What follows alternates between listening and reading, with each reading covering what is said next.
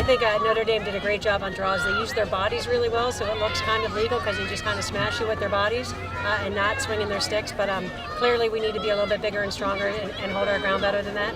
But I thought we did a nice job of really not turning the ball over too many times and causing a few of their turnovers as well. We beat them to ground balls too, so that stat was definitely lopsided, but I feel like we were able to get possessions other ways.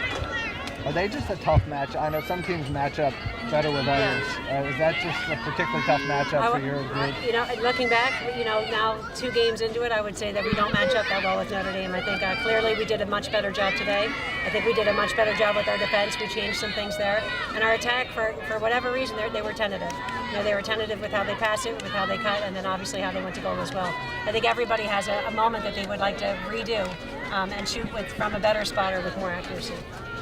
Would you never led in this game, would getting a lead at some point have relaxed the team or changed it, do you think? Well, I know as coaches we wanted the lead because Notre Dame obviously takes a lot of air out of the ball. They really do a very deliberate game, and they make they probably killed 10, 12 minutes of not even playing the game. So we knew we needed to have the ball so that they didn't want to go into that kind of delay because that would have forced us to play a different defense altogether. So we kept it close enough that they didn't do it as obnoxiously as they could have, but clearly we need to be leading in a game at different stretches if we're going to win this game.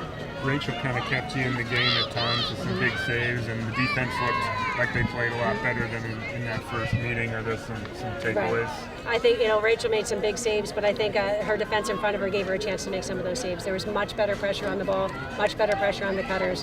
And Megan Heikkelo, first year, was our defender that base guarded Courtney Fortunato, their number 15.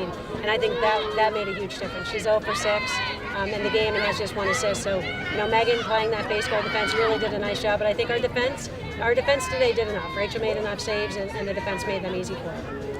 How do you help the team put this loss behind them and get focused for the NCAA tournament? Well, we were just talking to them. I think, at this point of the season, you got to play every game like it could be your last because it could be your last. So really more urgency in practice and being more competitive in a practice so that come game time, we're ready to just battle and come out on top. But, it's kind of nice to have a dry run in April. It's absolutely heartbreaking and gut-wrenching to be out here in the first round.